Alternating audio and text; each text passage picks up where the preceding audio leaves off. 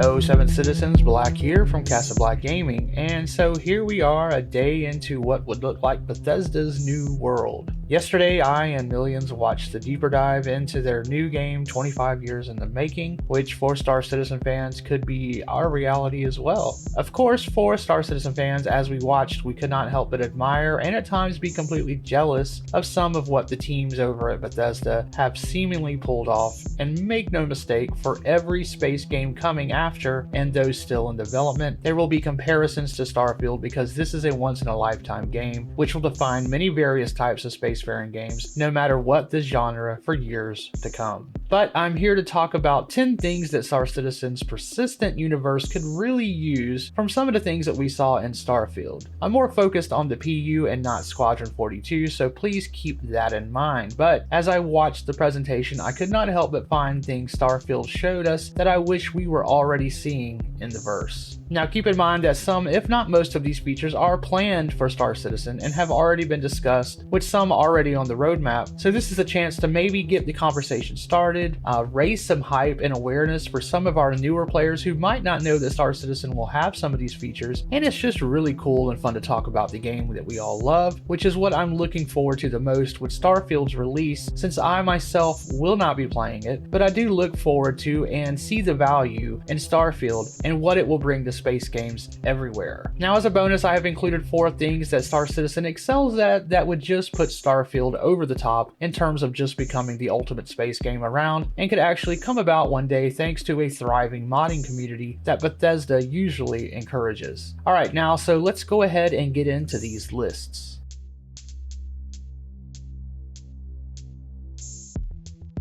While I was watching the Starfield presentation, I could not help but enjoy seeing the various alien, animal, and even plant life that the team showed off. I am a huge fan of animal life done well in games. I know the Star Citizen's focus is on ships and FPS battles, but having creatures, whether docile or hostile, on planets will just truly bring those planets to life. Now, I do not expect that we'll ever see planets full of life, but having some creatures here and there or in caves or even more alien types of fauna will definitely bring about immersion, and is something that Starfield and other single-player games will probably always have over Star Citizen.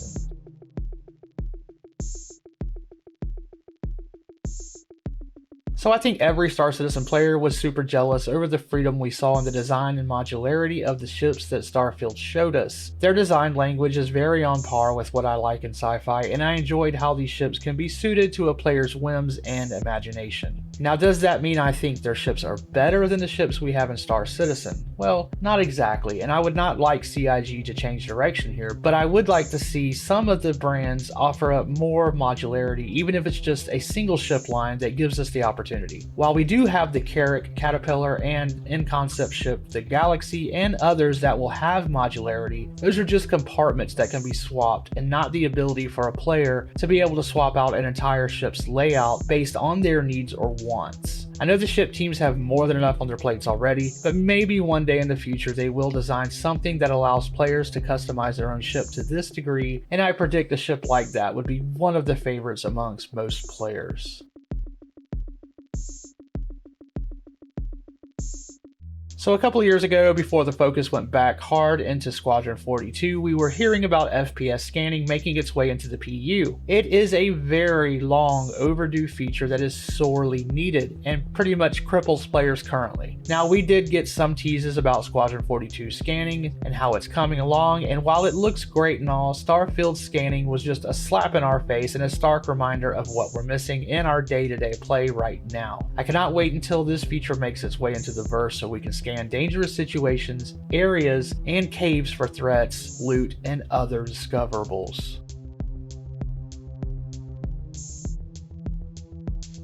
Yet another item that's being worked on for Squadron 42 that has been direly needed for the PU is the Star Map. I seriously hoped we would get a mega PU update this year that would include several UI upgrades such as the aforementioned FPS Scanning, but also the Star Map. Now, I was not blown away by Starfield's Star Map by any means, but it did look to function, which is more than we can say for Star Citizen's map at times, as its zooming and grabbing and pulling is just not fun and barely working at times, and more than frustrating. This feature alone is easily one of my top 10 most anticipated features for Star Citizen's persistent universe. Dude, this was a big one. I will touch more on Starfield's combat system in the next section of the video, but how cool would it be to be able to implement combat in with a jetpack? I mean, jetpacks just need to happen anyway. Even the questionable new game Star Atlas has working jetpacks, and with how many issues we have in the verse at times, jetpacks could easily help resolve, like being stuck in a cave or not being able to get into your ship because your engine's lagged and decided not to shut off, causing your cutlass to end up on top of a roof when you clearly remembered turning them off. I know that sounded kind of specific, but that's just coincidence. Anyway, jetpacks belong in sci-fi space games, kind of like hyperdrive, so this is something that is not on the roadmap, but should have been in the verse like 5 years ago. We need to get the hashtag Rocketpacks over janitors trending into social media until CIG puts them into the game. Yet another feature I saw glimpses of when the combat was being shown off was infrared and heat signatures in the games on NPCs, players, or animals. Our Moby Glass should be able to see targets based on this technology along with night vision. Yes, I know you can use other software to simulate night vision, but I prefer it to be natively built into a game, and it's something the game needed, again, like 5 years ago.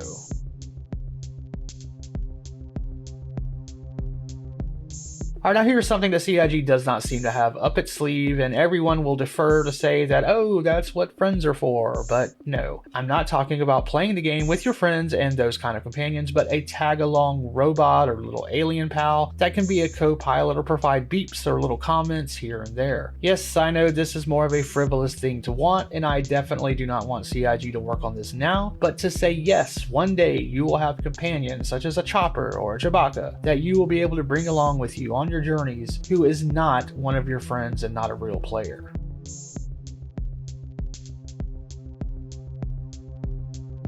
So while many of Starfield's planets do look to be procedurally generated, they did quite a bit of hand sculpting as well, and I'm sure that you do not get free reign of every planet that you come across, as there seem to be certain landing zones you plotted your course to and landed, and I'm not sure from there if you get free reign or not. That was kind of hard to tell from what we saw, but those sites we did see, many were just breathtaking. We saw many sites that looked like moons or planets we have seen in Star Citizen, whether that be Stanton or even what was shown off for Pyro, but what our planets lack are iconic and monumental places such as natural forming wonders like one might see out west in the United States, or cool water forming canyons or archways. Some of the moons or planets also tended to fill a background, and while I absolutely adore the verse's realistic scale at times, I do wish we had ringed moons or planets that seem to be right off into the horizon.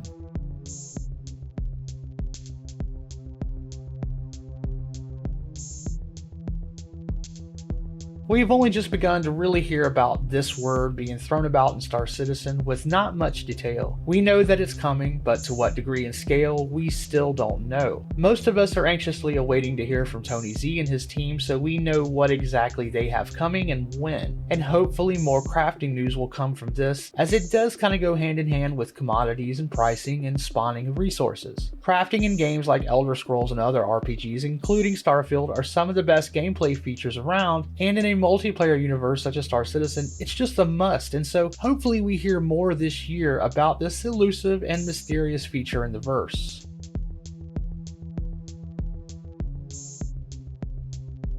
Okay, so the last item that Starfield has that I wish was in Star Citizen, and a feature that I don't believe is even in the works or has been mentioned, now correct me if I'm wrong, but player abilities that level based on our gameplay is not even in the cards here at Star Citizen, at least I don't think. I wish it was, even if it's more reputation based for things we already have in game, like the ability to get a healing bonus if you're more proficient with healing players or have completed so many missions, or perhaps with mining if you've mined for so many hours, you can control unstable rocks easier, etc. Even if we never get the complex ability trees like we see in Starfield, with all those cool bonuses or skills like the armed combat or whatnot, it would still be nice to have character growth and the ability for your time spent doing things to actually matter more.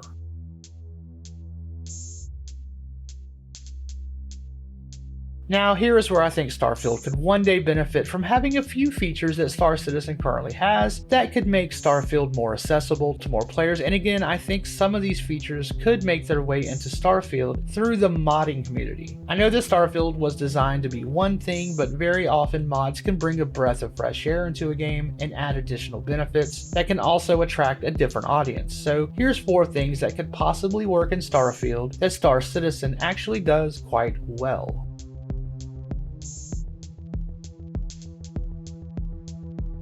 Alright, let's be honest here. If you've done ship combat in Star Citizen, and then you go over to No Man's Sky, or even what we saw with Starfield, it's not as immersive. What we saw with yesterday's presentation, to me, just looked more like an arcade type of ship combat, and not on the scale of what other games offer. Now, there are many who will be fine with this, and I do not believe that even with mods, ship combat in Starfield will ever improve, and certainly never be on the scale of Star Citizen, but I think there is room for improvement in any direction the needle moves towards more immersive ship combat could be a great thing. Now, one area where Star Citizen is about to kick the doors off of ship combat across any game is with engineering and multiplayer gameplay, which is something Starfield will never be able to top. But like I said, I think there's still room for improvement on this front.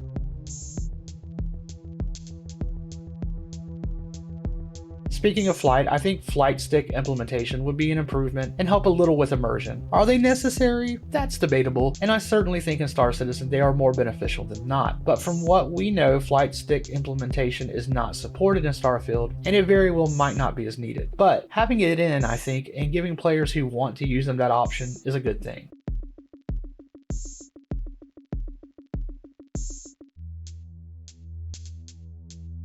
So for the most part, FPS Combat in Starfield looked like you had very little consequences, and so it definitely looked to play more like mini-games where you can just take hit after hit without much in the way of negative effects until your life bar runs low, where just rushing an opponent without heed of being shot is the go-to option. Now, after playing Star Citizen, I can say that I enjoy having to use cover and trying not to be shot, because one shot can be fatal versus just feeling like a god and rushing out regardless of the numbers or what you're up against. Now, don't get me wrong, Star Citizen's FPS Combat needs tons of polish, and performance can make or break your experience, but when the servers are firing, FPS Combat can be challenging and fun and will only get better. I guess it's just a case of what you prefer, and many do prefer that run and gun playstyle, and it's appropriate for a Bethesda RPG, but still, maybe there can be a mod to amp up the difficulty to where pulling off some amazing clears of a room is more random and not something that happens in every single situation.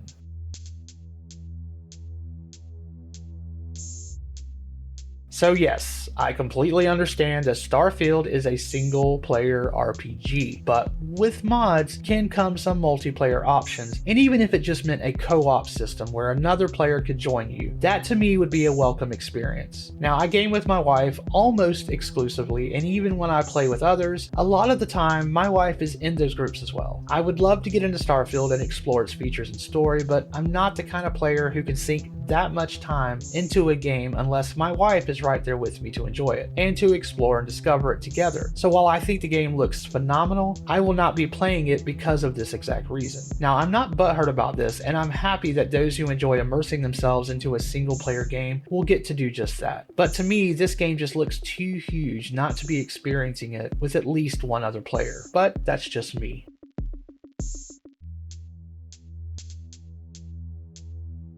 Okay, so that's going to do it for this fun little list of what those of us who play Star Citizen wish we were getting that Starfield already has, and also some things that Starfield could benefit from Star Citizen. The whole point of this video is to show that all of these games can benefit by influencing each other, and that there's more than enough room for all of the games to coexist. We saw plenty of comments, tweets, and Reddit posts yesterday about how one is better or one would be the death nail for the other, and this is just toxic, brain-dead, one-sided thinking at its absolute worst. Gamers have shown time and time again that there's room for many types of games to coexist and thrive. I mean, back in the day, I remember when a little fighting game called Mortal Kombat came along and many said that would be the end of Street Fighter, and yet here we have both games this year still going, with both having new releases. Anyway, I want to hear from you guys down in the comments below, but first, after you subscribe and like the video, of course. You can also bring the conversation over into my Discord, where me and others are there to help new players with their problems and also have cool conversations about about the games that we love, that including Starfield and Star Citizen, and whatever other games you want to discuss. The Casa Black gaming space has room for everyone, except jackasses who want to be toxic. So as I end all of my videos, remember to be kind to your fellow gamer, be open-minded and accepting of more than one type of game, and stay positive citizens.